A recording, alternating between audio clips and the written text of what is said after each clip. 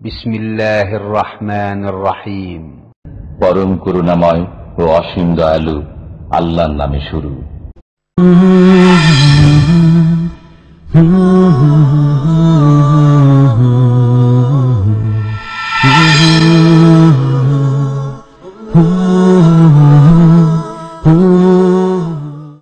ومن أحسن قولا ممن دعا إلى الله وعمل صالحا وقال إنني من المسلمين. السلام عليكم ورحمة الله وبركاته. إن الحمد لله نحمده ونستعينه ونستغفره ونعوذ بالله من شرور أنفسنا ومن سيئات أعمالنا. من يهده الله فلا مضل له ومن يضلل فلا هادي له وأشهد أن لا إله إلا الله وحده لا شريك له وأشهد أن محمدا عبده ورسوله صلى الله تعالى عليه وعلى آله وصحبه وسلم تسليما كثيرا. يا أيها الذين آمنوا اتقوا الله حق تقاته ولا تموتن إلا وأنتم مسلمون. يا أيها الناس اتقوا ربكم الذي خلقكم من نفس واحدة وخلق منها زوجها وبث منهما رجالا كثيرا ونساء واتقوا الله الذي تساءلون به والأرحام إن الله كان عليكم رقيبا. يا أيها الذين آمنوا اتقوا الله وقولوا قولا سديدا يصلح لكم أعمالكم ويغفر لكم ذنوبكم ومن يطع الله ورسوله فقد فاز فوزا عظيما. أما بعد فإن خير الحديث كتاب الله وخير الهدي هدي محمد صلى الله عليه وسلم وشر الأمور محدثاتها وكل محدثة بدعة وكل بدعة ضلالة وكل ضلالة في النار. أعوذ بالله من الشيطان الرجيم. فمن شهد منكم الشهر فليصم ومن كان مريضا أو على سفر فعدة من أيام أخر يريد الله بكم اليسر ولا يريد بكم العسر ولتكملوا العدة ولتكبروا الله على ما هداكم ولعلكم تشكرون. শ্রদ্ধেয় ওলামায়ে কেরাম, সম্মানিত দিনী ভাই সকল, আল্লাহ রাব্বুল আলামিনের যাবতীয় প্রশংসা পেশ করেছি রাসূলুল্লাহ সাল্লাল্লাহু আলাইহি সাল্লামের খুতবাতুল হাজাই। যে খুতবা রাসূলুল্লাহ সাল্লাল্লাহু আলাইহি সাল্লাম প্রতিটি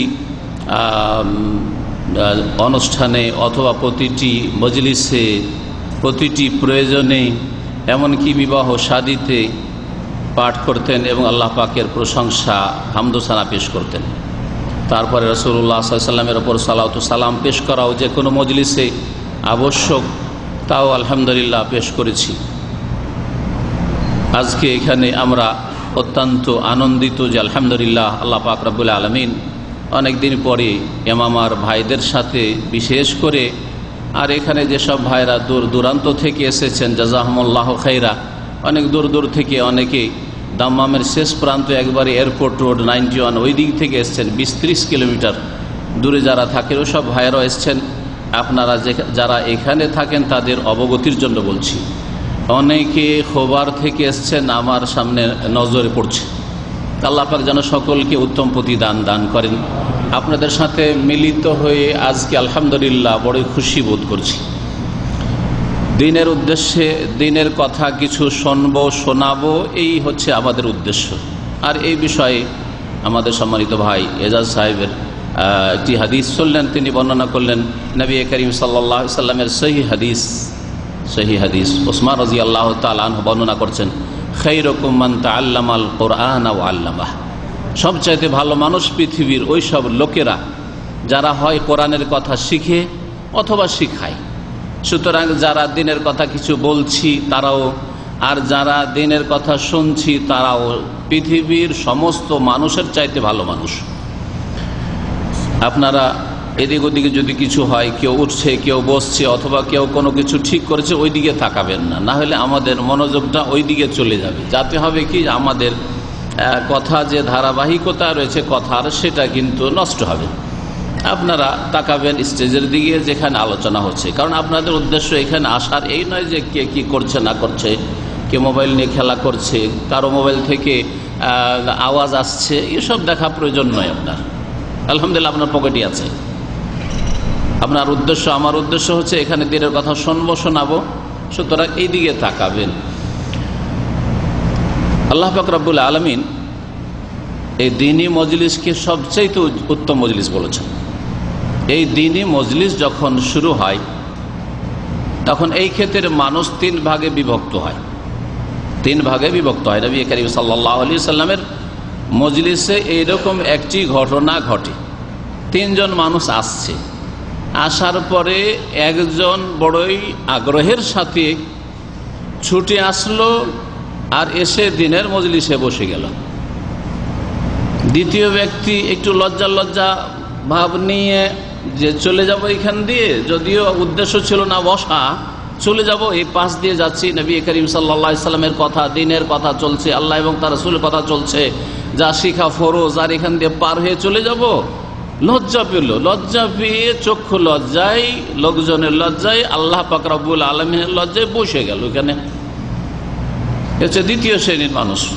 তৃতীয় শ্রেণীর মানুষ আর একজন ছিল, তৃতীয় ব্যক্তি ছিল মুনাফিক চরিত্রের লোক। মুনাফিক আসলে ও দেখলো যে মুহাম্মদ সাল্লাল্লাহু আলাইহি ওয়াসাল্লাম দ্বীনের কথা আলোচনা করছেন, এখানে যদি বসে যায় তো যথেষ্ট সময় নিয়ে নিবে, এই সময়টা আমি অন্য কাজে লাগাবো, এইসব কথা শোনা পছন্দ আমি করি না, এখানে বসে লাভটা কি, টান দিয়ে চলে গেল।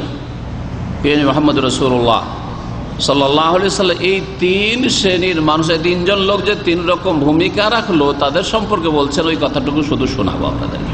প্রথম ব্যক্তি, আম্মাল আউয়াল, প্রথম ব্যক্তি, নবী করিম সাল্লাল্লাহু আলাইহি ওয়াসাল্লাম বলছেন ফাআওয়া ইলাল্লাহ, সেই ব্যক্তি আল্লাহর কাছে আশ্রয় নিল, ফাআওয়াহু ইলাইহি, সুতরাং আল্লাহ রাব্বুল আলামিন তাকে নিজের কাছে আশ্রয় দিলেন। সুবহানাল্লাহ, আল্লাহর কাছে আশ্রয় চাইলো, আল্লাহ রাব্বুল আলামিন তার রহমতে তিনি আশ্রয় দিলেন, ঢেকে নিলেন। দ্বিতীয় ব্যক্তি সম্পর্কে নবী করিম সাল্লাল্লাহু আলাইহি ওয়াসাল্লাম বলছেন ও আম্মাল আখার, দ্বিতীয় ব্যক্তি ফাস্তাহিয়া, লজ্জায় পড়ে গেল, একটু লজ্জা করলো, যেখান থেকে কি লজ্জাতে চলে যাব, হ্যাঁ, কানে আওয়াজ আসছে আর শুনবো না, বসবো না, কি করে চলে যাবে, তো বেয়াদবি। সুতরাং লজ্জা বোধ করে বসে গেল শোনার জন্য, প্রথমখানে উদ্দেশ্য করে আসেনি হয়তো। ফাস্তাহিয়া আল্লাহ মিনহু, আল্লাহ রাব্বুল আলামিন লজ্জা পেলেন যে এই লোকটাকে মাফ না করে কি করেই ছেড়ে দেব, আল্লাহ লজ্জা করে ওকে মাফ করে দিলেন দ্বিতীয় ব্যক্তিকে। তৃতীয় ব্যক্তি সম্পর্কে নবী করিম সাল্লাল্লাহু আলাইহি ওয়াসাল্লাম বলছেন যে আম্মাল আখার, আর একজন ব্যক্তি, ওই তৃতীয় ব্যক্তি ফাআরাদা, মুখটা ফিরিয়ে দিল, বিমুখ হয়ে গেল, উল্টো দিকে টান দিল, ফাআরাদাল্লাহু আনহু, সুতরাং আল্লাহ রাব্বুল আলামিন তার থেকে তার মোবারক চেহারা ফিরিয়ে দিলেন, আল্লাহ ফিরিয়ে দিলেন, তোকে দেখতে চাই না, তোকে রহমত করতে চাই না, মুনাফিক। এখন আমরা এই তিনের একটাতে অবশ্যই পড়বো, ঠিক কিনা?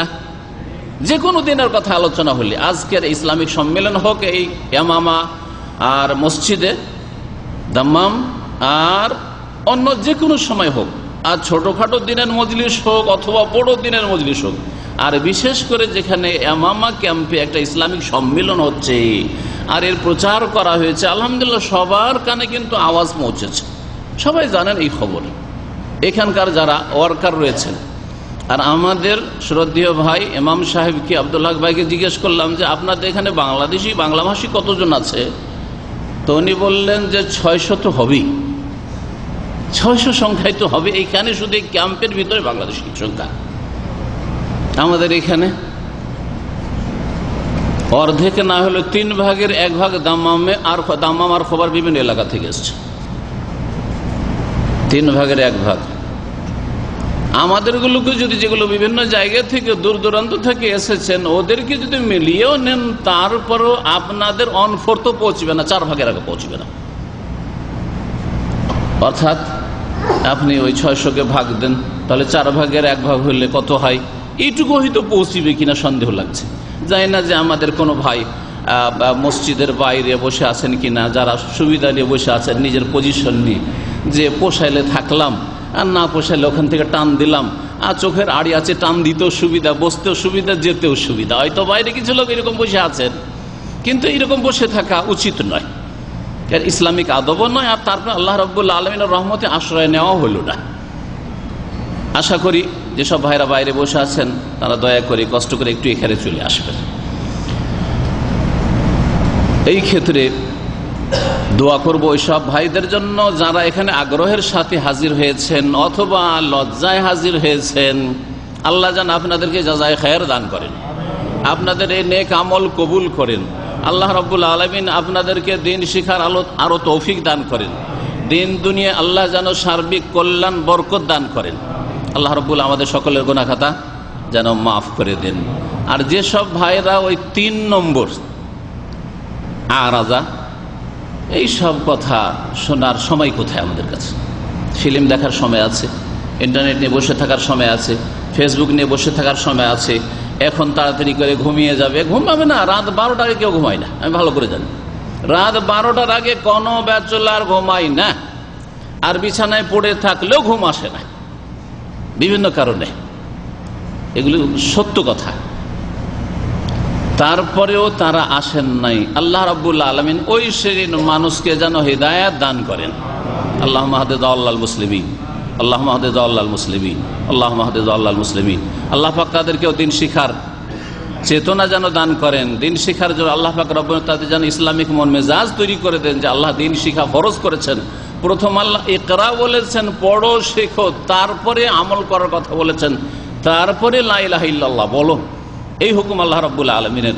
সুতরাং আল্লাহ পাক সকল মুসলিমকে যেন তাদের দিন শিখার তৌফিক দান করেন, আল্লাহ সম্পর্কে জ্ঞান অর্জনের তৌফিক দান করেন, আল্লাহ পাকের দিন সম্পর্কে জ্ঞান অর্জনের তৌফিক দান করেন, আল্লাহ পাকের রাসূল সাল্লাল্লাহু আলাইহি ওয়াসাল্লাম সম্পর্কে জ্ঞান অর্জনের তৌফিক দান করেন। কারণ এই 3টি হচ্ছে ইসলামের মূলনীতি। যদি কারো মধ্যে না থাকে তো জ্ঞানবিহীন, আল্লাহ সম্পর্কে ঠিক জানে না, আকীদাই সহি নাই। আল্লাহ রসুল সম্পর্কে আকীদা সহি নেই, আর আল্লাহ রসুল আদর্শ সম্পর্কেই জানে না, আল্লাহর দিন সম্পর্কে ফারায়েজ ওয়াজিবাত হালাল হারাম সম্পর্কে জানে না, যা ইচ্ছা তাই করে, এলোপাথাড়ি যা ইচ্ছা তাই করে। এইরকম লোক দুনিয়াতেও নিরাপদ নয় আল্লাহর আযাব থেকে, আর আখিরাতেও নিরাপদ নয়। আর অধিকাংশ আমলগুলি এদের বিভ্রান্তির শিকার হবে, ভুল পথ আমল হবে। ভুল পথ আমল করে লাভ নেই। অল্প কাজই যদি করেন, জেনে শুনে করেন, তো ওটা কাজ দেবে।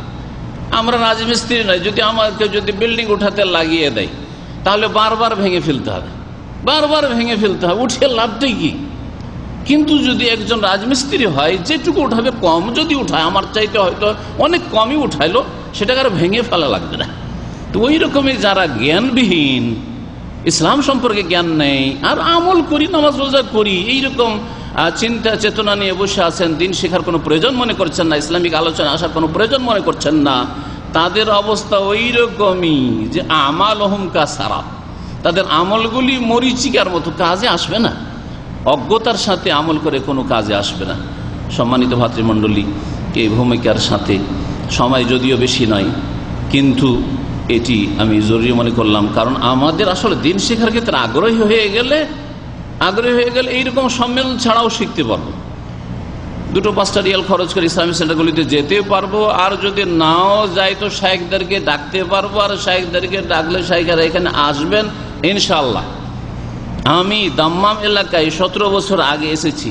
প্রথম যে ক্যাম্পে প্রোগ্রাম শুরু করি সেটা ছিল জামেল এয়ার কন্ডিশন, আর 2 নম্বর যেখানে দ্বিতীয় ক্যাম্পে যে প্রোগ্রাম করি সেটা ছিল এই এমামা, এখানে এই মসজিদে।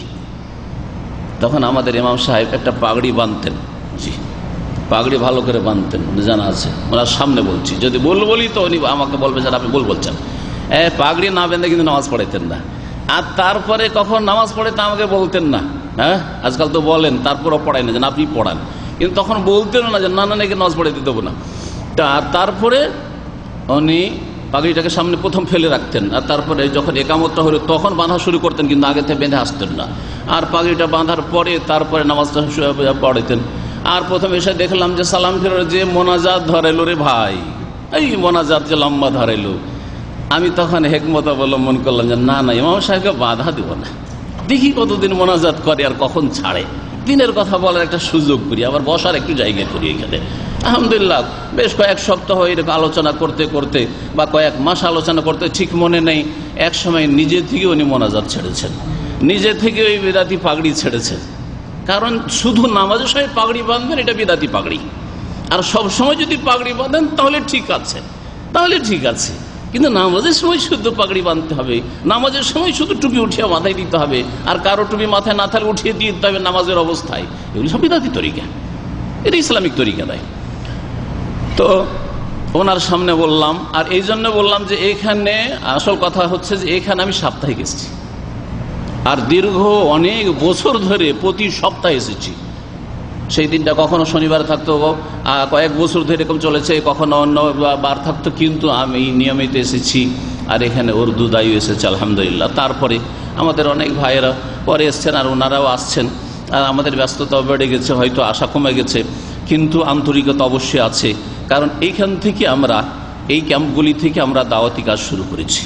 ইসলামিক সেন্টারের প্রোগ্রাম শুরু করেছি সপ্তাহে 2টো, মঙ্গলবার আর শুক্রবার, আর এখানে শুরু করেছি, আর ওই জাম্বেল অর্গানাইজেশনে শুরু করেছি। সুতরাং আমার ভালো করে সব কিছু মনে আছে যে কোথা থেকে শুরু করেছি, আর কোথায় আমার প্রথম দিনী ভাইরা পয়দা হয়েছে, যারা সহিহ আকীদা গ্রহণ করেছে। তো বলছিলাম যে দিন শিখতে হবে আপনাকে, এটা আপনার গরজ। দিন শিখতে হবে আপনাকে, এটা আপনার গরজ, আমার গরজ নাই। আমার গরজ হচ্ছে যে আপনাকে যদি ভালো কথা বলি তো হয়তো কিছু আল্লাহর কাছে বদলা পেয়ে যাব, সওয়াব পেয়ে যাব। কালু মাযরাতান ইলা রাব্বিকুম ওয়া লাআল্লাহুম ইয়াত্তাকুন। উপদেশ দেওয়ার উদ্দেশ্য সম্পর্কে দাউদ আলাইহিস সালামের জামানার ঘটনা আল্লাহ উল্লেখ করে বলছেন যে ওরা আমল করুক আর না করুক, লিমা তাইজুনা কওমান আল্লাহু মুহলিকুহুম আও মুআযযিবুহুম আযাবান শাদীদা। আরে এদের কি ওয়াজ করে লাভটাই কি? লিমা তাইজুনা কওমান, এদের কি উপদেশ দেওয়ার প্রয়োজন বা কি? আদা খাবে স্বাদ পাবে, যেমন এক শ্রেণীর লোকেরা বলে। না না, এই কথা কোরআন শেখায় না। কিন্তু এদের কি উপদেশ দেওয়ার প্রয়োজনটা কি? আল্লাহ মুহলিকুহুম, আল্লাহ ইচ্ছা করলে হালাক করুক, আও মুআযযিবুহুম আযাবান শাদীদ, অথবা আযাব দিক, আমার কি ক্ষতি? এই কথাই বলেছিল একদল লোক মাঝামাঝি যারা ছিল, তারা পাপও করতো না, আর বোয়া শয়তান ভালো কাজের কথা বলতো না, মন্দ কাজে বাধাও দিত না। আমাদের কর্ম আমরা করি, ওরা ওদের কর্ম করছে, আদা খাবে স্বাদ পাবে, পাপ করবে, তার জন্য আল্লাহর আযাব তারা ভোগ করবে, আমাদের তাতে কি? ওরা বাধা দিয়েছিল। ওই সৎ লোক 3 গ্রুপ হয়েছিল ওরা, যারা নিজেরাও ভালো আমল করত, আর আমর বিল মারুফ ও ভালো কাজের উপদেশও দিত, আর অন্যায় কাজে বাধাও দিত। তখন ওদেরকে কথা বলেছিল, তখন জবাবে তারা বলেছিলেন, এই লোকেরা, দায়ীরা, দিন ইসলামের প্রচারকরা, তারা বলেছিলেন যে মাযরাতান ইলা রাব্বিকুম, আল্লাহর কাছে কমপক্ষে ওযরটা তো পেশ করতে পারবে, আল্লাহর কাছে কমপক্ষে ওযরটা তো পেশ করতে পারবে যে আল্লাহ ওদেরকে জানিয়ে দিয়েছি, এখন ওরা পালন করেনি, ওদের কাছে হিসাব নাও, আমি হিসাব দিতে পারবো না, কারণ আমি জানিয়ে দিয়েছি। আমরা তৌহিদের কথা জানিয়ে দিয়েছি, সুন্নতের কথা জানিয়ে দিয়েছি, ইসলামের কথা জানিয়ে দিয়েছি, ইসলামের হালাল হারামের কথা জানিয়ে দিয়েছি, ফরজ ওয়াজিবের কথা জানিয়ে দিয়েছি। মাযরাতান ইলা রাব্বিকুম। আর আরেকটা আশা হচ্ছে যে লাআল্লাহুম ইয়াত্তাকুন, হতে পারে যে 5 দিন বলতে বলতে এরা আল্লাহকে ভয় করবে, আল্লাহর আযাবকে ভয় করবে, জাহান্নামকে ভয় করবে, তাকওয়া অর্জন করবে, এরা পাপ ছেড়ে দিবে, অন্যায় কাজ ছেড়ে দিবে। তখন আমাদের খাতাতে নেকি লেখা হবে যে আমাদের মাধ্যমে এই লোকগুলি হেদায়েত হয়েছে, সুতরাং একবার করে আমাদের নেকি আসতে থাকবে। এই হচ্ছে আমাদের উদ্দেশ্য। আর না হইলে আসল আপনার চরকায় আপনাকে তেল দিতে হবে। আল্লাহ পাক যেন তৌফিক দান করেন। দিন শিক্ষা অত্যন্ত গুরুত্বপূর্ণ ফরজ, দিন শিখতে হবে। আল্লাহর রাস্তায় দিন শিখেন। আমাদের শেখ মখলুসুর রহমান ভাই এখানে আসেন, ঘন ঘন আসেন, চেষ্টা করেন যে, আমার মনে হয় আজকাল শুক্রবারে আপনাদের এখানে বক্তব্যের ট্রেনিং হচ্ছে নাকি, এসা পরে, আর সেখানে হয়তো এসে থাকেন। সুতরাং আপনারা এখানে উপকৃত হন। হয় শিখান কোন আলেমান আও মুতাআল্লিমান, অথবা ছাত্র হন, হ্যাঁ, অথবা যারা শিখায় আপনি শিখে গেছেন তাদের সহযোগী হন, তাদের সমর্থক হন, তাদের সাপোর্ট করেন। আর যদি তাও না করেন, তার প্রচার করেন, তাও যদি না করেন, তাহলে ধ্বংস হইতে হবে। এই মর্মে সালাফে সালেহিনের উক্তি রয়েছে। তো বলছিলাম যে আসল উদ্দেশ্য হচ্ছে যে বিষয়টি দিয়ে শেখ এজাজ সাহেব শুরু করেছেন, জাযাকাল্লাহ খায়ের, রমজান দিয়ে। আর রমজানের বিশেষ একটা অংশ তিনি বলেছেন তেলাওয়াতে কোরআন। রমজান হচ্ছে শাহরুল কোরআন, নিঃসন্দেহে, সেই বিষয়টা আর বলবো না। কিন্তু রমজান শুরু হওয়ার আগে এবং রমজান শুরু হয়ে গেলে, রোজা রমজানের দিনে রাতে বেশ কিছু আদব কায়দা রয়েছে, বেশ কিছু হুকুম আহকাম বিধি বিধান রয়েছে, যেগুলি রমজান আসার আগে প্রত্যেক মুসলিমের জেনে নেওয়া ফরজ। যেমন হজে যাওয়ার আগে হজ সম্পর্কে জেনে নেওয়া ফরজ, নামাজ আপনার ওপর আমার ওপর ফরজ হয়েছে 14-15 বছর বয়সে যখন সাবালক আমরা হয়েছি। তার আগে নামাজ শুরু থেকে শেষ পর্যন্ত নামাজের তরিকা, নামাজের দুয়া, সূরা ইত্যাদি হুকুম, আহকাম, তাসবিহ সবগুলি জেনে নেওয়া ফরজ। তালাবুল ইলমে ফরিদাতুন আলা কুল্লি মুসলিম। দিন ইসলাম সম্পর্কে জ্ঞান অর্জন করা প্রত্যেক মুসলিমের উপর ফরজ। এটা হচ্ছে ফারজে আইন। আপন আমলগুলি আদায় করার জন্য, আল্লাহর ইবাদত বন্দেগী আদায় করার জন্য যে উদ্দেশ্যে আল্লাহ পাক সৃষ্টি করেছেন, আমা খালাকতুল জিন্না ওয়াল ইনসা ইল্লা লিয়াবুদুন, আমি জিন এবং ইনসানকে আমার ইবাদতের উদ্দেশ্যে সৃষ্টি করেছি। সুতরাং রমজান মাস আসার আগে এগুলি জিনিস আপনাকে জেনে নিতে হবে। রমজান মাসের সবচেয়ে বড় যে ইবাদত সেটি হচ্ছে সিয়াম, যাকে রোজা বলা হয়। রোজা বলা হয় আমাদের দেশের ভাষায়, ফার্সিকে নিয়ে গিয়ে বাংলায় ঢুকানো হয়েছে, কিন্তু সেটা সিয়াম কোরআনের ভাষায় বা সোম। এই সিয়াম সোম সবচেয়ে বড় ইবাদত। আর অন্যান্য যে ইবাদত এর চাইতে বড় যেগুলি রয়েছে, যেমন তৌহিদ, লা ইলাহা ইল্লাল্লাহর প্রতিষ্ঠা করা, আর তারপরে 5 ওয়াক্ত সালাত, এটা রমজানের সাথে খাস না।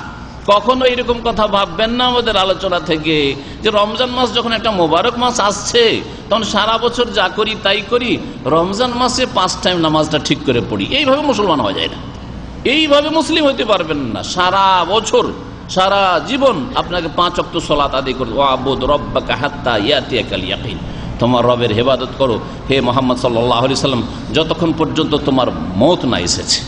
তো মৃত্যু পর্যন্ত যতক্ষণ হুঁশ আছে আপনাকে 5 ওয়াক্ত সালাত চালিয়ে যেতে হবে, তাতে 4 করার আপনার অধিকার নেই, ইখতিয়ার নেই। আর তার আগে তৌহিদ প্রতিষ্ঠা করে রাখতে হবে। তৌহিদে যাতে করে বড় শিরক ছোট শিরক না ঢুকে, এই দুটো ঠিক রাখার পরে তারপরে যাকাতের কথা নবী কারীম সাল্লাল্লাহু আলাইহি ওয়াসাল্লাম বলেছেন, যাকাত সকলের ফরজ হয় না। বহু লোক আছে, বহু মুসলিম আছে, অধিকাংশ মুসলিম তাদের যাকাত ফরজ হয় না। অল্প কিছু লোক পয়সাওয়ালা আছে যাদের যাকাত ফরজ রয়েছে। তাহলে 3 নম্বরে যাকাত। 4 নম্বরে হচ্ছে সিয়াম, যা আমিরের উপর ফরজ, গরিবের উপর ফরজ, সকলের জন্য আল্লাহ রাব্বুল আলামিন এই সিয়াম ফরজ করেছেন। যখন সাবালক সাবালিকা হয়ে যাবে, সিয়াম ও রোজা ফরজ হয়ে যায়। সুতরাং এই রোজা সম্পর্কে আপনাদের রোজার মাসাইল আর রোজার বিধিবিধান, হুকুম, আহকাম আপনাদের সকলকে জেনে নিতে হবে। আল্লাহ পাক যেন আপনাদের সকলকে তৌফিক দান করেন। রোজা রমজান, এই রমজান মাসের যে সিয়াম আল্লাহ ফরজ করেছেন, এই মর্মে মুফাসসিরিনগণ বলছেন যে আয়াত তো কয়েকটা রয়েছে।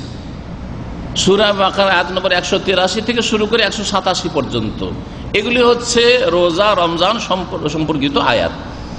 কিন্তু এর মধ্যে বিভিন্ন বিষয়গুলি রয়েছে, আর তার মাঝে রোজার সাথে রমজানের সাথে ঘনিষ্ঠ সম্পর্ক রয়েছে দুয়ার, সেজন্য মাঝখানে একটি আয়াত দুয়ারও রয়েছে।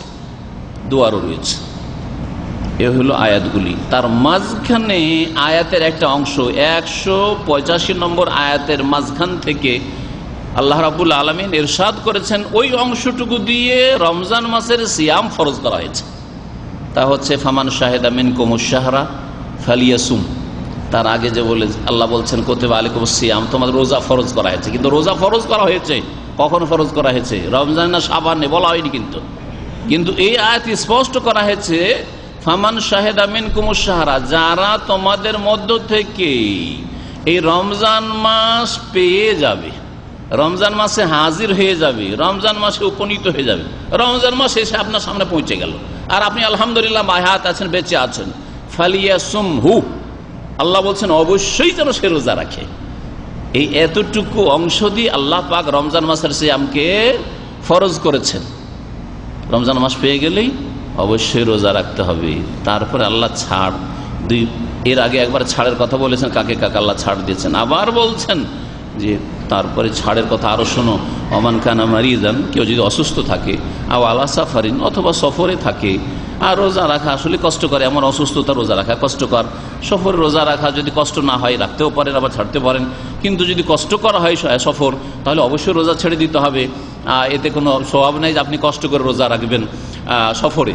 কিন্তু আপনি মুকিম অবস্থায় যখন ক্যাম্পে আছেন, কোম্পানিতে আছেন, কর্মক্ষেত্রে আছেন, কষ্ট হইলেও রোজা রাখতে হবে।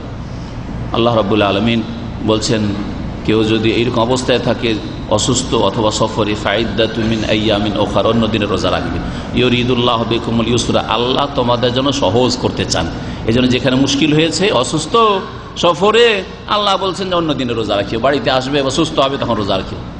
ওয়ালা ইউরিদু বিকুমুল উসরা, আল্লাহ তোমাদের জন্য কঠিন করতে চান না। দিন ইসলাম কঠিন না, খুব সহজ। খুব সহজ দিন। বলে তুকমেরুল ইদ্দাত, আর তোমাদেরকে সংখ্যা পুরা করতে হবে। যদি কারণবশত শরীয়তি কারণবশত রোজা ছুটে যায় রমজান মাসের, তাহলে সংখ্যা পূরণ করতে হয়। সংখ্যা হচ্ছে 29 হইতে পারে চাঁদের মাস, অথবা 30 হতে পারে। আল্লাহ রাব্বুল বলে তুকাব্বিরুল্লাহ আলা মা হাদাকুম, আর আল্লাহ যে তোমাদেরকে সঠিক রাস্তা দেখিয়েছেন, এই জন্য রমজান মাস যখন শেষ হবে তখন তাকবীর পাঠ করবে। ঈদের দিনগুলিতে চাঁদ উঠে গেলে তাকবীর রয়েছে লাআল্লাকুম তাশকুরুন, যাতে করে পুরোপুরি আল্লাহর শুকরিয়া আদায় করতে পারো। এই রমজান মাসের আগে কিছু আদব রয়েছে, দুই একটি আদব বলি। অনেক ভাইয়েরা এরকম হয়তো আছেন, আপনি আপনার অবস্থা বেশি জানছেন, যারা গত রমজানে যে কোনো কারণে হোক কিছু রোজা ছেড়ে দিয়েছেন, সফরের কারণে বা ব্যাধির কারণে অথবা শয়তানের গুমরাহির কারণে, যেইভাবে হোক না কেন রোজা ছেড়েছেন।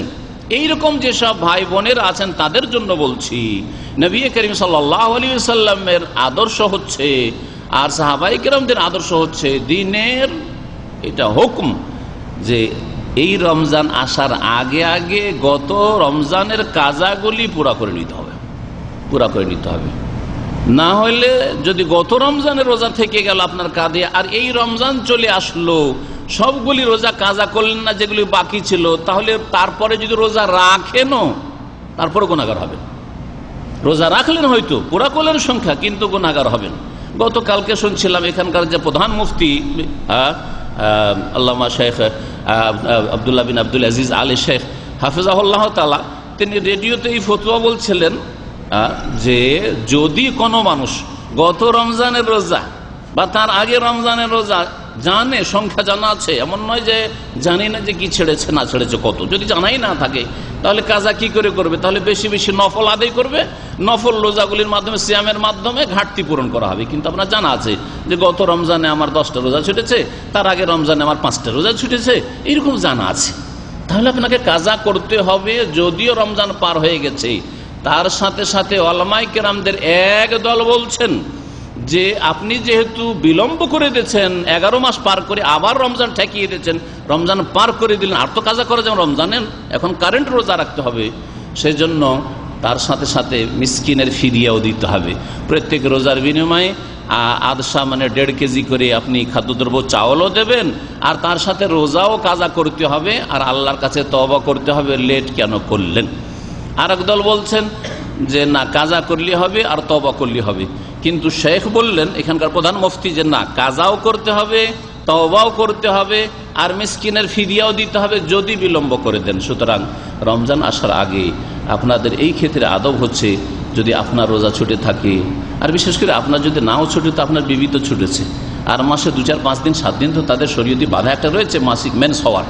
তো এইরকম যদি কিছু থাকে, মাসলা হয়তো জানে না, আপনাকে শিখাতে হবে। সুতরাং আপনি খোঁজ নেন, আপনি টেলিফোন করে আপনার স্ত্রীর কাছে যে গত রমজান রোজাগুলি রেখেছে কিনা, যদি রোজা না রেখে থাকে, এখনো আলহামদুলিল্লাহ কয়েকদিন বাকি আছে, ঠিক না? যদি এর মধ্যেই হয়ে যায় কাজা, তো তাড়াতাড়ি করে কাজা করে নিতে বলেন, জরুরি। আর যদি কাজা না হয় সম্ভব, তাহলে পরে কাজা করবে, আর তার সাথে সাথে মিসকিনের খাবারও দেবে, বাড়িতে নিয়ে এসেই খাওয়াইতে হবে, জরুরি নাই। এই একটি বিষয় ছিল। আর একটি বিষয়, রমজান আসার আগে অনেকেই নেক নিয়তে, ভালো নিয়তে করেন কি, সন্দেহের দিনগুলিতে রোজা রাখা শুরু করেন। অর্থাৎ শাবান মাস শেষ হচ্ছে 28-এর পরে 29, এই 30, এই দিনগুলিতে অনেকে মনে করে যে কি জানি, যদি চাঁদ উঠে যায়, চাঁদ উঠে যেত আমার একটা রোজা ছুটে যাবে, চাঁদের খবর পাওয়া গেল না। 29-এর পরে যেই দিনটা আসছে সেটা 30-এর শাবানও হতে পারে, চাঁদ না দেখা গেলে। আবার সম্ভাবনা এই আছে যে পহিলা রমজানও হইতে পারে। তো কেউ যদি সন্দেহের ভিত্তিতে এই দিনে রোজা রাখা শুরু করে, এটা নাজায়েজ, গুনহার কাজ। মুহাম্মদ রাসূলুল্লাহ সাল্লাল্লাহু আলাইহি ওয়াসাল্লাম এই দিনটাকে ইয়াউমুশ-শাক বলেছেন, সন্দেহের দিন বলেছেন। মান সামা ফিল ইয়াউমিল্লাযী ইউশাক্কু ফীহি, কেউ যদি এমন কোন দিনে রোজা রাখে যেই দিনে সন্দেহ রয়েছে যে হতে পারে 30-এ শাবান, আর হতে পারে যে এটা হচ্ছে পহিলা রমজান, সন্দেহের দিন, চাঁদ দেখা যায়নি, মেঘলা আকাশ বা যে কোনো কারণে দেখা যায়নি, তো ফাকাদ আসা আবুল কাসিম সাল্লাল্লাহু আলাইহি ওয়াসাল্লাম, সেই ব্যক্তি আবুল কাসিম মুহাম্মদ রাসূলুল্লাহ সাল্লাল্লাহু আলাইহি ওয়াসাল্লামের নাফরমানি করলো, বিরুদ্ধাচরণ করলো, গুনার কাজ করলেন আপনি। তাহলে তো বেশি পরহেজগারি দেখাবেন, সুন্নতের খেলাফ, এতে নেকি হয় না গুনাহ হয়, কারণ নবীর তরিকা হইল না এটা। আপনি হয়তো দুটো রোজা বেশি রাখতে চাইলেন, সতর্কতামূলক, যাতে করে আমার এক একটা রোজা সন্দেহ রীতিতে ছুটে না যায়, সেজন্য একদিন আগে থেকে শুরু করে দেন। নিয়তটা সৎ, কিন্তু সৎ নিয়তের উপর নেকি পাবেন না। রাসূলুল্লাহ সাল্লাল্লাহু আলাইহি ওয়াসাল্লামের নাফরমানি করলেন, আর রাসূলের নাফরমানিকে ওমান ইয়াসিল্লাহ ওয়া রাসূলাহু ফাকাদ দাল্লা দালালাম মুবিনা। আল্লাহর নাফরমানি যারা করে, রাসূলের নাফরমানি করে, তারা স্পষ্ট গুমরাহিতে লিপ্ত হয়। সম্মানিত ভাতৃমণ্ডলী, আরও অনেকে হইতে পারে শ্রদ্ধা সম্মানের জন্য রোজা রাখতে পারে। এই জন্য নবী করিম সাল্লাল্লাহু আলাইহি ওয়াসাল্লামের আরেকটি হাদিস রয়েছে, লা তাকাদ্দামু রমাযানা বিসিয়ামি ইয়াউমিন আও ইয়াউমাইনি। রমজানের একদিন আগে বা 2 দিন আগে তোমরা আবার রোজা শুরু করে দিও না, শ্রদ্ধা সম্মানে। যেমন একটা হয়তো স্পেশাল গেস্ট, চিফ গেস্ট আসছে আপনাদের এই ক্যাম্পে, আর যার ফলে আপনারা 2-4 জন মিলে চলে গেলেন রাস্তা, একবারে মেন গেটের বাইরে গিয়ে দাঁড়িয়ে আছেন, অথবা হাইওয়ে দাঁড়িয়ে আছেন, যে ওখান থেকে আমার ইস্তেকবাল করে অভ্যর্থনা জানিয়ে ওখান থেকে নিয়ে আসবো সম্মান প্রদর্শনের জন্য। যেমন আজকাল দুনিয়ার নেতাদের ক্ষেত্রে হয়, হ্যাঁ, রাস্তাঘাটে 2 দিকে লাইন লেগে থাকে তাদের অভ্যর্থনা জানানোর জন্য, ওয়েলকাম করার জন্য। তো এইরকম যদি কেউ রমজানের ওয়েলকাম করার জন্য কেউ যদি 2টো রোজা, 1টা রোজা আগেই রাখা শুরু করে, নবী করিম সাল্লাল্লাহু আলাইহি ওয়াসাল্লাম নিষেধ করেছেন। সুতরাং যতক্ষণ পর্যন্ত নিশ্চিত না হবেন চাঁদ দেখার খবর সম্পর্কে, মুসলিম দেশে তো সহজ, আলহামদুলিল্লাহ যে মুসলিম দেশে আছেন, এখানেও দেশেও মুসলিম দেশে যখন সরকারি ঘোষণা হয়ে যাবে, চাঁদ দেখার কমিটি আছে বা চাঁদ দেখার দায়িত্ব দেওয়া আছে, চাঁদ দেখে তদন্ত করার ব্যবস্থা আছে, কোর্টের মাধ্যমে হোক অথবা কোনো একটা সংগঠনের মাধ্যমে হোক, সংবাদ যখন প্রচার হয়ে গেল যে চাঁদ দেখা গিয়েছে দেশে, নিশ্চিত হয়ে গেলেন, রোজা শুরু করেন। আর নিজের চোখে দেখে যদি রোজা রাখেন তো আরো ভালো, যদি দেখতে পারেন। এই জন্য সবাই দেখার চেষ্টা করবেন। এটা হচ্ছে নবী করিম সাল্লাল্লাহু আলাইহি সাল্লাম, সাহাবায়ে কেরামদের আমল। রমজান মাস যখন শুরু হয়ে গেল, তখন রমজান মাসের বেশ কিছু আদব রয়েছে, আর রোজার বেশ কিছু আদব রয়েছে। অত কথা লম্বা না করে 2-1টি আদব কায়দা 2 ভাগে ভাগ করি। কিছু আদব ফরজ রয়েছে, রমজান রোজা যখন চলে আসবে কিছু ফরজ আদব রয়েছে, আর কিছু সুন্নাত মুস্তাহাব আদব রয়েছে। ফরজ আদবগুলির খেয়াল রাখতে হবে আগে, আর তারপরে সুন্নাত মুস্তাহাবের খেয়াল রাখতে হবে। রমজান মাসের একটি কাজ, সেটা হচ্ছে কি বললাম, রোজা পালন করা, এটি হচ্ছে ফরজ। আর বাকি 10-এর বেশি নেক আমল রয়েছে, যেগুলির মাধ্যমে আপনার আমল বাড়াবেন, নেকির ব্যালেন্স বাড়াবেন, জান্নাতে আপনার উচ্চ মর্যাদা হাসিল করার চেষ্টা করবেন, জান্নাতুল ফিরদৌস হাসিলের চেষ্টা করবেন, নবী করিম সাল্লাল্লাহু আলাইহি ওয়াসাল্লামের কাছাকাছি সিদ্দিকিন, শুহাদা, সালেহিনদের দলে শামিল হওয়ার চেষ্টা করবেন। এর জন্য অনেক সুন্নত, মুস্তাহাব, নফল কাজ রয়েছে, যেগুলি আজকে বলার সময় নেই। প্রথম আপনাকে শুরু করতে হবে ফরজ থেকে, ফরজ থেকে। আমাদের সমাজে এত অজ্ঞতা আছে যে এক শ্রেণীর লোকেরা জিজ্ঞেস করে যে শেখ, যদি আমি তারাবি না পড়তে পারি তো আমার রোজা হবে? তার মানে আগে তারাবি পরে রোজা। তারাবি যদি ঠিক তাহলে রোজা রাখো, আর তারাবি যদি না পড়ে থাকো তাহলে রোজা বাদ দাও। কত জেহালত, কত মূর্খতা আপনি চিন্তা করেন। তারাবি সুন্নাত, আর রমজান মাসের সিয়াম রোজা হচ্ছে ফরজ, ইসলামের স্তম্ভ খুঁটি। রমজান মাসের সিয়াম যদি কেউ বিনা ওজরে ছেড়ে দেয় তাহলে সে কাবিরা গুনাহ করলো, ছেড়ে দিলে কাবিরা গুনাহ করলো, জাহান্নামে নিশ্চিত যেতে হবে যদি বিনা তওবায় মারা যায় আর বিনা কাজায় মারা যায়। কাজা করলেও কাবিরা গুনাহ করলো বিনা ওজরে ছাড়লে।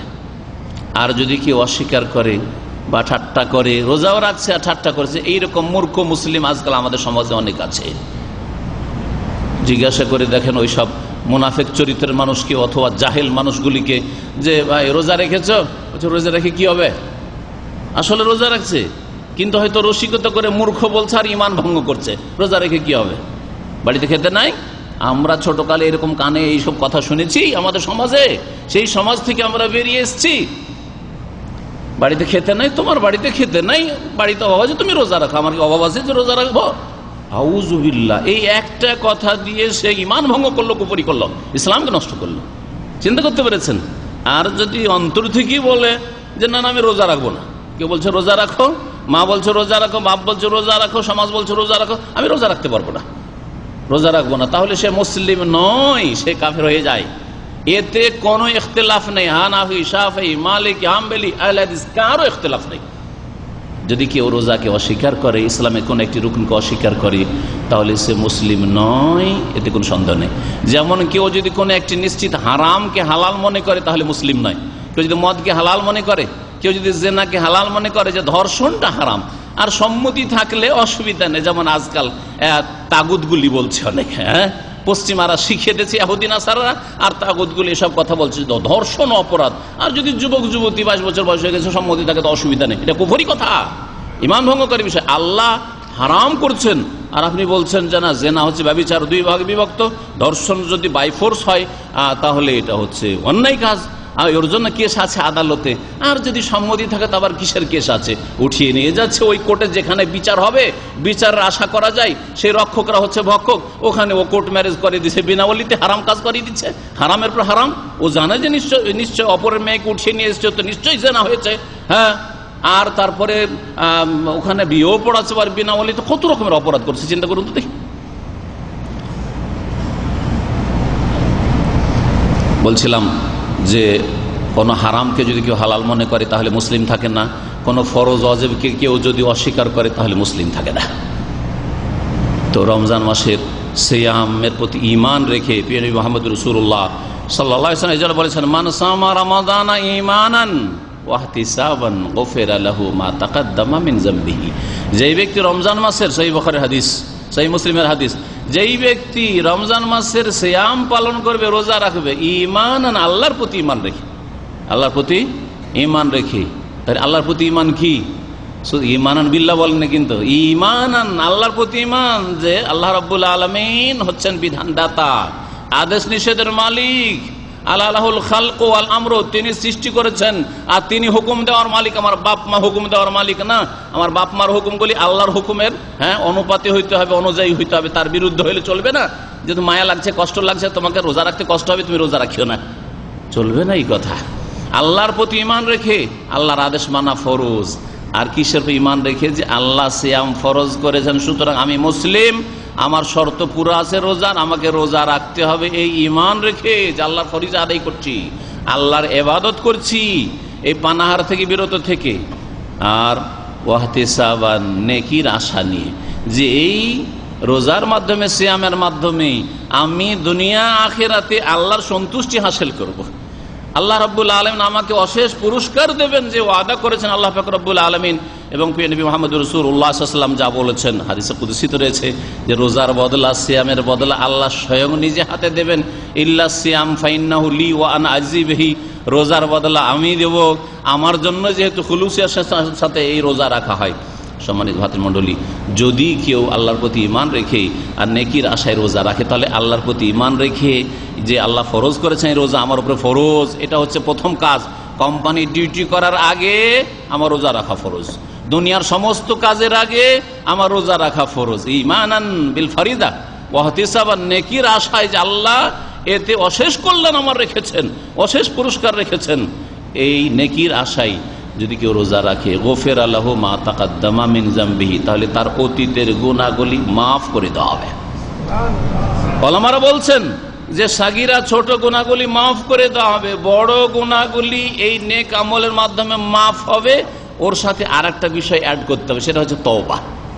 রোজাও রাখেন আর তওবা করেন, যে আল্লাহ অতীতে অনেক ভুল হয়েছে, অতীতে অনেক হারাম খেয়েছি, অতীতে অনেক হারাম কথা বলেছি, হারাম দেখেছি, অনেক ফরজ ছেড়েছি, আল্লাহ তুমি মাফ করে দাও। তওবার সাথে ইল্লা মান তাবা ওয়া আমানা ওয়া আমিলা আমালান সালিহা ফাউলাইকা ইউবাদদিলুল্লাহু সাইয়্যাতিহিম হাসানাত ওয়া কানা আল্লাহু গফুরুর রাহিমা। যদি তওবা করেন আর ঈমানে নবায়ন করেন আর ভালো কাজ করে প্রমাণ করে দেন যে আসলে আমি আল্লাহর দিকে ফিরে এসেছি, তাহলে আল্লাহ রাব্বুল আলামিন গুনাহগুলিকে নেকিতে বদলে দেবেন। আল্লাহ রাব্বুল আলামিন হচ্ছেন গফুর, আল্লাহ হচ্ছেন রহিম।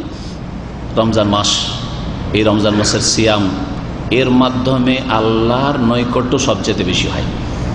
আমার দেশে মানুষের আরেকটা ভুল আকীদা আছে, যে নফল ইবাদত বন্দি করে মনে করে যে এর মাধ্যমে বেশি অগ্রগামী হব আল্লাহর দিকে, এর মাধ্যমে আল্লাহর সান্নিধ্য বেশি হাসিল করব।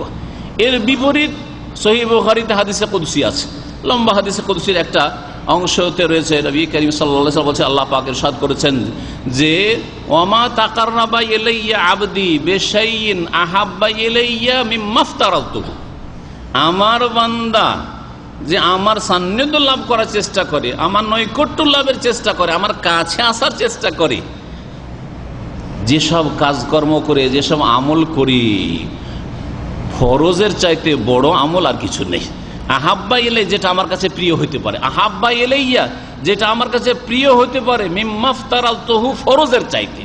তাই আল্লাহর কাছে তাহাজ্জুদের চাইতে প্রিয় হচ্ছে যোহরের নামাজ। আপনার আল্লাহর কাছে তাহাজ্জুদের চাইতে, সালাতুদ দুহা, চাষতের নামাজের চাইতে, আর সুবহানাল্লাহি ওয়া বিহামদিহি আদাদা খালকিহি ওয়া রিদা নাফসিহি ওয়া জিনাত আরশিহি ওয়া মিদাদা কালিমাতিহি, এরকম অসংখ্য নেকি যেগুলিতে বলা হয়েছে, অনেক অনেক নেকির কথা বলা হয়েছে, যে দাড়ি পাল্লা ভর্তি হয়ে যাবে, এইসব ফজিলত বলা হয়েছে সহিহ হাদিসে।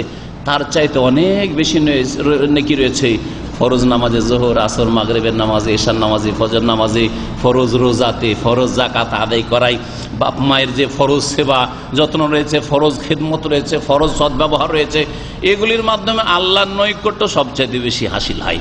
কিন্তু আমাদের দেশের মানুষের কি ধারণা, এই ফরজগুলি আদায় করে মনে করে এমনিতেই চলছে এগুলো। আর আসল বেশি নৈকট্য লাভ, হ্যাঁ, তাহাজ্জুদ গুজার লোকও তাহাজ্জুদ গুজার, তাহাজ্জুদ পড়ে, হয়তো ফজরের জামাত ছাড়ে কিন্তু তাহাজ্জুদ পড়ে, হ্যাঁ, এই করে কাজ হবে। তারপরে হচ্ছে নফলের স্থান, তারপরে হচ্ছে নফলের স্থান, তারপরে হচ্ছে সুন্নত মুস্তাহাবের স্থান।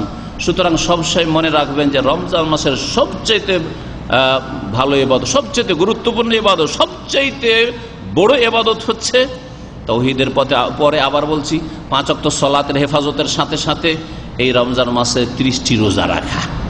এই রোজাকে ঠিক রেখে তারপরে আপনি নফল, সুন্নত, মুস্তাহাব ইবাদত বন্দেগী করবেন, যার একটি হচ্ছে শাহরুল কিয়াম, এটি হচ্ছে তারাবির মাস, এটি হচ্ছে কিয়ামুল লাইলের মাস, এটি হচ্ছে তাহাজ্জুদের মাস। এগুলি হচ্ছে বিভিন্ন নাম একটি ইবাদত বন্দেগীর। নবী করিম সাল্লাল্লাহু আলাইহি সাল্লাম লম্বা করে এই তাহাজ্জুদ, কিয়ামুল লাইল, কিয়ামে রমজান, তারাবি আদায় করেছেন। এই নামাজে অংশ নেবেন অন্তত কমের পক্ষে যতক্ষণ ইমাম সাহেব নামাজ পড়াচ্ছেন ততক্ষণ নামাজ পড়ার চেষ্টা করেন। এছাড়া এটা হচ্ছে কোরআনের মাস, শাহরুল কোরআন। কোরআনের উপরে গুরুত্ব দেবেন। যারা কোরআন পড়তেই জানেন না তারা কোরআন পড়তে শিখে নেন, আর যারা কোরআন পড়তে পারেন কিন্তু ভুলভাল পড়ছেন শুদ্ধ করে নেন। যারা কোরআনটা সুন্দর করে তেলাওয়াত করতে পারছেন কিন্তু শুধু সিম্পল হাফেজ, তারা কোরআনের অর্থ, তরজমা, তাফসীরটা বোঝার চেষ্টা করেন। আল্লাহ রাব্বুল আলামিন যেন আমাদের সকলকে তৌফিক দান করেন। এই রমজান মাসটি হচ্ছে শাহরুল জুদ, দানশীলতার মাস। নবী করিম সাল্লাল্লাহু আলাইহি সাল্লাম সবচেয়ে বেশি দানশীল ছিলেন। কানা রাসূলুল্লাহ সাল্লাল্লাহু আলাইহি ওয়াসাল্লাম আজওয়াদান নাস, রাসূলুল্লাহ সবচেয়ে বেশি দানশীল ছিলেন, সহিহ বুখারী হাদিস। ওয়া কানা আজওয়াদা মা ইয়াকুনু ফি রমাজান, আর রমজান মাস আসলে রাসূলুল্লাহ সাল্লাল্লাহু আলাইহি ওয়াসাল্লাম আরো বেশি অধিক দানশীল হয়ে যেতেন। হিনা ইয়ালকাহু জিবরিল আলাইহিস সালাতু সালাম, যখন জিবরাইল আলাইহিস সালাম রাসূলুল্লাহ সাল্লাল্লাহু আলাইহি ওয়াসাল্লামের সাথে মুলাকাত করতেন, সাক্ষাৎ করতেন, ফায়ুদারিসুল কোরআন, আর কোরআন রিভাইজ করতেন। নবী সাল্লাল্লাহু আলাইহি ওয়াসাল্লাম শুনাইতেন হাফেজে কোরআন, প্রথম হাফেজে কোরআন রাসূলুল্লাহ সাল্লাল্লাহু আলাইহি ওয়াসাল্লাম, তিনি কোরআন শোনাতেন, দৌড় করতেন আমাদের দেশের মাদ্রাসার ভাষায়। আর শুনতেন কে? জিবরাইল আলাইহিস সালাম, যিনি আল্লাহর পক্ষ থেকে নিয়ে নেমেছেন যাতে করে কোনো ভুল ত্রুটি না থেকে যায়, কোনো শব্দ ছুটে না যায়, কোনো ক্ষেত্রে কোনো ঘাটতি না থেকে যায়, কোরআনের হেফাজত হয়ে যায়, যে হেফাজতের জিম্মা আল্লাহ স্বয়ং নিয়েছেন। ইন্না নাহনু নাযালনা যিকরা ওয়া ইন্না লাহু লাহাফিজুন। যে ওয়াদা করেছি যে রমজান মাসের সাথে সম্পর্কিত কিছু আদব কায়দা বলবো। ফরজ আদব কায়দা হচ্ছে ফরজগুলি আদায় করা। রমজান মাসের ফারায়েজ যতগুলি ফরজ আপনার উপর রয়েছে সবগুলি ঠিক রাখেন, তাহলে আল্লাহর হকের ক্ষেত্রে ফরজ রয়েছে, মানুষের হকের ক্ষেত্রে ফরজ রয়েছে। মানুষের হকের ক্ষেত্রে ফরজ বাপ মায়ের সাথে ভালো আচরণ। রমজান মাস আর খুব নেকি, এদিকে সওয়াবের কাজ, তারাবি পড়ছেন, রোজা রাখছেন, দান খায়রাত করছেন, আর বাপ মায়ের সাথে খারাপ ব্যবহার করছেন, বাপ মায়ের সাথে টেলিফোনে যোগাযোগ রাখছেন না, বাপ মায়ের সাথে আপনি কথা বললেও আপনি কর্কশ ভাষায় কথা বলছেন, তাদের মনে কষ্ট দিচ্ছেন, তাহলে আপনি বড়ই গুনাহগার, আপনি কখন আল্লাহর নৈকট্য লাভ করতে পারবেন না। এটা হচ্ছে জরুরি জিনিস। আর একটা দিক হচ্ছে এর বিপরীতটা, সেটা হচ্ছে জরুরি ওয়াজিব আদব। সেটা হচ্ছে আল্লাহ পাক যা হারাম করেছেন, যা নাজায়েজ শরীয়তে, সমস্ত কিছুর চাইতে অন্তরের পাপ হোক আর জবানের পাপ হোক আর অঙ্গ প্রত্যঙ্গের পাপ হোক, সমস্ত পাপ থেকে রমজান মাসে বিশেষভাবে বেঁচে থাকবেন। এর মানে এই নয় যে রমজান মাসে শুধু বেঁচে থাকবেন না তাহলে জান্নাত পেয়ে যাবেন। উদ্দেশ্য হচ্ছে এই 30 দিনে আপনার ট্রেনিং হবে, এই রমজানের ট্রেনিং কোর্স আপনাকে মুত্তাকি বানাবে, আল্লাহ ভীরু বানাবে, লাআল্লাকুম তাত্তাকুন। যাতে করে পাপমুক্ত হওয়ার জন্য তুমি ট্রেন হয়ে যেতে পারো, প্রশিক্ষণ নিয়ে নিতে পারো। এই তরবিয়ত যখন হয়ে যাবে তখন 11 মাস আর বাঁকা পথে চলবেন না। যেসব ভাইরা হারাম সিগারেট খাওয়া, বিড়ি পান করা, জর্দা খাওয়ার অভ্যাস রাখেন, সেসব ভাইদেরকে বলবো এই হালকা থেকে শুরু করছি। হালকা মানে এই কথা ভাববেন না যে এটা মাকরু, এটাও হারাম, কিন্তু হারামের বিভিন্ন স্তর আছে। জেনাও হারাম, খুন করাও হারাম, মদও হারাম, গাঁজা হিরোইনও হারাম, আর জর্দাও হারাম। কিন্তু জর্দা আর হিরোইন তো একরকম না, তবে সবগুলি হারাম, সবগুলি খাবাইস। সুতরাং ওই সব ভাইদেরকে বলবো আলহামদুলিল্লাহ মুসলিম সমাজে গাঁজাখোর, একবার হিরোইন খাবে আর মদ খাবে ঢালাহারি, এরকম লোক কমই আছে। আর বিশেষ করে যারা এখানে আছেন তারা, কিন্তু জর্দা খাওয়া লোক মেলা আছে, বিড়ি সিগারেট পান করার লোক মেলা আছে। সেই জন্য বলছি যে আপনারা আল্লাহর হস্তে রমজান মাসে একটু তরবিয়ত, ইসলামিক তরবিয়ত দেন। সারাদিন তো আল্লাহর সন্তুষ্টির জন্য আরে ভাত রুটি থেকেও বেঁচে থাকলেন আপনি, হ্যাঁ, তাহলে রাত্রের কয়েকটা ঘন্টা একটু ধৈর্য ধারণ করলে, সবর করলেই তো কাজ হয়ে যায়। এই ফরজ দিকগুলি মনে রাখবেন, আপনার অঙ্গ প্রত্যঙ্গ দিয়ে কোনো গুনাহ না হয়। গীবত, চুগলখড়ি, বদনাম করা, গালি দেওয়া, আর আপনার চোখের গুনাহ, কানের গুনাহ, ফিল্ম দেখছেন, নোংরা ছবি দেখছেন ইত্যাদি এসব, অথবা আপনার অন্তরের গুনাহ, আপনার অন্তর এত সংকীর্ণ যে ওই জায়গা দিতে চাইছেন না। আল্লাহ কোরআনে কারীমে ইরশাদ করেছেন, ওয়াল্লাযীনা জাউ মিন বাদিহিম ইয়াকুলুনা রাব্বানা ইগফির লানা ওয়া লিইখওয়ানিনা আল্লাযীনা সাবাকুনা বিল ঈমান ওয়া লা তাজআল ফী কুলুবিনা গিল্লাল লিল্লাযীনা আমানু রাব্বানা ইন্নাকা রাউফুর রহিম। সূরা হাশরে আল্লাহ রাব্বুল ইরশাদ করেছেন যে এই খাইয়ের মধ্যে যে ধন সম্পদ আসে, বিনা মেহনতে, বিনা জিহাদে কাফেরদের যে সব ধন সম্পদ চলে আসে, এগুলিতে ভাগ ওই সব লোকেরও রয়েছে যাও মিম্বাদিম, পরে আসলেও ভাগ পাবে। সাহাবায়ে কেরামদের জামানার পরে 1400 বছর পরে তাদেরও ভাগ আছে, কিন্তু তাদের মধ্যে এই বৈশিষ্ট্য থাকতে হবে কি, তারা এই দোয়াটা যাতে বলে। আর দোয়াটা শুধু মন্ত্রের মধ্যে বললে হবে না, অন্তরটা ওই রকমই হইতে হবে, কথা ওই রকমই হইতে হবে, আর কাজকর্ম ওই রকমই হইতে হবে। রব্বানা ইগফির লানা, আল্লাহ আমাদেরকে মাফ করে দাও, অন্তর থেকে বলতে হবে, জবান থেকে বলতে হবে, আর কাজে কর্মে আল্লাহ আমাদেরকে মাফ করে দাও। ওয়ালি ইখওয়ানিনা আল্লাযীনা সাবাকুনা বিল ঈমান, আর আমাদের ওই সব মুসলিম ভাই বেরাদরকে, বোনদেরকে মাফ করে দাও যারা আমাদের পূর্বে ঈমানের অবস্থায় চলে গেছে, যারা যেখানে আছে ঈমানের অবস্থায় আর চলে গেছে, সকলকে আল্লাহ তুমি মাফ করে দাও। আদম আলাইহিস সালাম থেকে শুরু করি আজ পর্যন্ত কত মানুষ চলে গেছে, সবাইকে মাফ করে দাও। ওয়ালা তাজআল ফী কুলুবিনা গিল্লাল লিল্লাযীনা আমানু, হে আল্লাহ, যারা মুমিন মানুষ, মুসলিম মানুষ, তাদের বিরুদ্ধে আমাদের অন্তরে কোন রকমের কালিমা, বিদ্বেষ, হিংসা, শত্রুতা, সংকীর্ণতা জায়গা দেব না, এই দেব না, ক্ষতি করব, এগুলি যেন না থাকে। এই ওয়াদা আল্লাহর সাথে করছেন। যদি সত্যি মুসলিম হন, তাহলে রমজান মাসে যদি অন্তরটাকে সাফ না করতে পারেন, সালামাতুল কুলুব না হয়, অন্তরটা পরিষ্কার না হয়, তাহলে আপনার আমল আল্লাহর কাছে যাবে কি করে? নবী করিম সাল্লাল্লাহু আলাইহি ওয়াসাল্লাম বলছেন, এই আয়াতের তাফসীর শুনে রাখেন ভালো করে, যখন দুইজন মানুষের মধ্যে দ্বন্দ্ব থাকে, মনোমালিন্য থাকে, শত্রুতা থাকে, আর রমজান মাসের মাশাআল্লাহ অনেক নেক আমল করছেন আপনি, আর কোরআন খতম করছেন, আর কত কিছুই করছেন, আকাশের দিকে যখন নেকিগুলি যায়, তখন আল্লাহ ফেরেশতাদেরকে, মালায়েকাকে বলেন যারা নেকি নিয়ে যাচ্ছেন তাদেরকে, আনজেরু হাজাইনে, এই দুই পক্ষকে বা এই দুই লোককে ছাড়ো, রাখো, স্থগিত রাখো, হাত্তা ইয়াস্তালিহা, যতক্ষণ পর্যন্ত এরা মীমাংসা না করে নিচ্ছে, এরা যতক্ষণ পর্যন্ত অন্তরকে সাফ সুতরা না করে নিচ্ছে। এই জন্য আল্লাহ রাব্বুল কোরআন কারীমে বলেছেন, ইয়াউমা লা ইয়ানফাউ মালুন ওয়ালা বানুন, কিয়ামতের দিনে ধন সম্পদও কাজে আসবে না, রাজা বাদশাদেরা, পয়সাওয়ালাদের আর ছেলে মেয়েও কাজে আসবে না, জনবলও কাজে আসবে না, ইল্লা মান আতাল্লাহ বিকলবিন সালিম, তবে যেই ব্যক্তি বা যারা কলবে সালিম নিয়ে সুস্থ আর একেবারে খোলাসা, অন্তর সাফ পরিষ্কার, যদি কিছু হয়েও থাকে উদারতা রাখবে। হতে পারে আপনার সাথে আমার সাথে কোনো কিছু, বা বাপ মায়ের সাথে হইতে পারে, ভাই বোনের সাথে হইতে পারে, বিশেষ করে আত্মীয় স্বজনদের সাথে, যাদের সাথে মিলতেই হবে, আজকে না মিলে কালকে মিলতে হবে, যাদের সাথে আপনাকে দেখা সাক্ষাৎ করতেই হবে, উপায় নেই, পাড়া প্রতিবেশী, অথবা একই কোম্পানিতে আছেন, এই রুমে আছেন, আশেপাশে আছেন, দেখা হবেই। আরে আমি 10 কিলোমিটার দূরে আছি, আপনার সাথে দেখা নাও হইতে পারে, কিন্তু কথা হচ্ছে যারা আশেপাশে তাদের সাথেও তো দেখা হবে।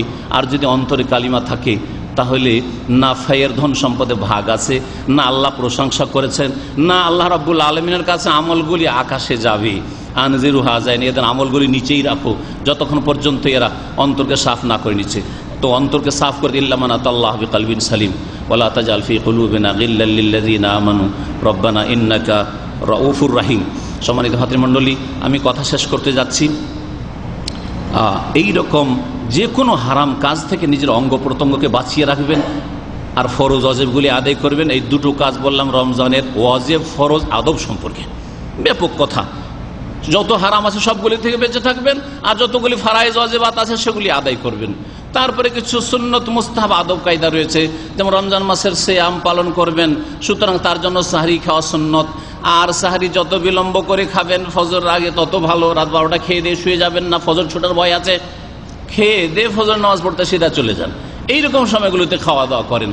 তারপরে সাহারি অবশ্যই খাবেন, সাহারের না খেয়ে রোজা রাখবেন না। আপনি আরামে ঘুমাচ্ছেন, আদি সাহারি খেতে পারছেন না, রোজা রাখতেও কষ্ট হচ্ছে, তাহলে কয়েকদিন রোজা রেখে রোজা ছাড়তে শুরু করে দিবেন, বা দুর্বল হয়ে পড়বেন, অসুস্থ হয়ে পড়বেন। সাহারু ফাইন নাফিস সাহুরে বারাকা, তোমরা সাহারি খাও, সাহারিতে বরকত রয়েছে। তারপর নবী করিম সাল্লাল্লাহু আলাইহি ওয়াসাল্লাম আরো হাদিস হচ্ছে, নেমা সহুরুল মুমিনি আত-তামারু, সবচেয়ে ভালো সাহারি মুমিন মানুষের হচ্ছে খেজুর। আমরা ভাত খাওয়া জাতি, ভাত খান, কিন্তু তার সাথে যদি 3টি 5টি 7টি খেজুর খেয়ে নেন, ভালো কথা। আমি পরীক্ষা করে দেখেছি, এইরকম ধরনের মিষ্টি জাতীয় জিনিস যদি খান তাহলে এতে পিপাসা সারাদিন কম লাগবে, দিন বড়। খেয়াল রাখবেন, কলা খান, খেজুর খান, এইগুলো জিনিস। লবণ জাতীয় জিনিস না, নোনতা জিনিস খাবেন, নোনতা জিনিসে পিপাসা বেশি বাড়াবে। এটা সায়েন্স বলছে আজকালকার, যে সায়েন্সের কথা। নবী করিম সাল্লাল্লাহু আলাইহি ওয়াসাল্লাম 1400 বছর আগে যখন সায়েন্সের নাম পর্যন্ত ছিল না, তখন বলেছেন তোমরা সাহরি দিয়ে, তোমরা সাহরি করো তোমরা খেজুর দিয়ে, এটা হচ্ছে মুমিনের উত্তম সাহরি। তারপরে ইফতার করবেন। ইফতার করার ক্ষেত্রে সারাদিন না খেয়ে আছেন, পিপাসাও আছে, খিদাও আছে, দ্রুত শরীরে যে আপনার শক্তি এনার্জি তৈরি করবে সেটা হচ্ছে খেজুর।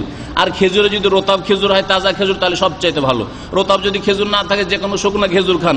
খেজুর যদি না থাকে তো আপনি পানি ফাল মা ও পানি দিয়ে আপনি ইফতার করেন, ফাইন্নাহু তাহুরুন।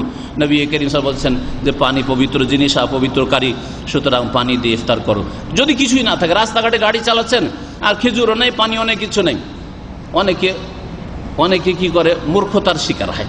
আরবদেরকে দেখা গেছে এরকম ভুল করে, ওই কোন রকম করে চিপে চিপে একটু থুথু বের করে গিলে যে এখন ইফতার করলাম। ভুল কাজ এগুলো, ভুল কাজ। অথবা একটা কিছু, একটা গাছপালার পাতা চিবিয়ে একটা ঢোক গিলবে, তাহলে ইফতার হবে না। না, ইন্নামাল আমালু বিন্নিয়াত, মানুষের আমল নির্ভর করে নিয়তের উপর। যখন আল্লাহু আকবার আজান হয়ে গেছে, সূর্য ডুবে গেছে, যদি নিয়ত করেন যে আমি রোজা ইফতার করলাম, ইফতার হয়ে গেল। কিছু খেতে পান, মুখে দিতে পান আর নাই পান, ইফতার আপনার হয়ে গেল। যেই মাসলা অনেকেই জানে না। সুতরাং আপনারা এসব খেয়াল রাখবেন। রমজান মাসের সিয়াম অবস্থায়, রোজা অবস্থায় দোয়া কবুল হয়, দোয়া করবেন। এটি হচ্ছে দোয়ার মাস। এছাড়াও অনেক নেক আমল রয়েছে, রোজা ইফতার করাবার মাস। আল্লাহ রাব্বুল আলামিন আমাদেরকে নেক আমল যেন করার তৌফিক দান করেন। রমজান মাসে আল্লাহ যেন আমাদের গুনাহ খাতা মাফ করে দেন। আল্লাহ রাব্বুল আলামিন যেন আমাদের জন্য জান্নাতুল ফিরদৌস লিখে দেন। আল্লাহ রাব্বুল আলামিন আমাদেরকে জাহান্নাম থেকে যেন মুক্ত করেন। রব্বানা আতিনা ফিদ দুনিয়া হাসানা ওয়া ফিল আখিরাতি হাসানা ওয়া কিনা আযাবান নার। শেষখানে আরেকটি দোয়া না করলে মনে শান্তি পায় না, সেটা হচ্ছে সারা বিশ্বের মুসলিম ভাই বোন যারা মজলুম হয়ে রয়েছে, থাইল্যান্ড, বর্মা থেকে শুরু করে পশ্চিম আফ্রিকা, ইউরোপ পর্যন্ত মুসলিমরা সব জায়গায় নির্যাতিত, মজলুম। আল্লাহ পাক তাদের যেন হেফাজত করেন। তা মুসলিম নারীদের, বোনদের হেফাজত করেন, মুসলিম শিশুদের আল্লাহ হেফাজত করেন, মুসলিম বৃদ্ধদের আল্লাহ হেফাজত করেন, মুসলিম ভাই বোনদের আল্লাহ হেফাজত করেন। এবং আল্লাহ রাব্বুল আলামিন জালেমদেরকে যেন তার কুওয়াত দিয়ে, শক্তি দিয়ে এবং নেক বান্দা দিয়ে, মর্দে মুজাহিদ দিয়ে আল্লাহ রাব্বুল আলামিন যেন সর্বনাশ করেন। আল্লাহ রাব্বুল আলামিনের কাছে দোয়া করি, আল্লাহ পাক রাব্বুল আলামিন আমাদের এই দোয়া যেন কবুল করেন। যে চোখের আড়ালে বেজাহরিল গায়ব দোয়া করছে মুমিন ভাই বোনদের জন্য, আল্লাহ বর্মার ভাই বোনদের আল্লাহ ইজ্জতের হেফাজত করেন, জানমালের হেফাজত করেন, বাড়ি ঘরের হেফাজত করেন, রক্তের আল্লাহ পাক হেফাজত করেন। থাইল্যান্ডের ভাই বোনদের জন্য দোয়া করি, আল্লাহ পাক তাদের হেফাজত করেন। ইরাক, শাম, ফিলিস্তিন, এসব জায়গায় যে জুলম অত্যাচার চলছে আহলে সুন্নাত ওয়াল জামাতের উপর, আল্লাহ পাক তাদের যেন হেফাজত করেন, তাদের সব কিছুর আল্লাহ পাক যেন হেফাজত করেন। সুবহান রাব্বিকা রাব্বিল ইজ্জাতি আম্মা ইয়াসিফুন ওয়া সালামুন আলাল মুরসালিন ওয়ালহামদুলিল্লাহি রাব্বিল আলামিন।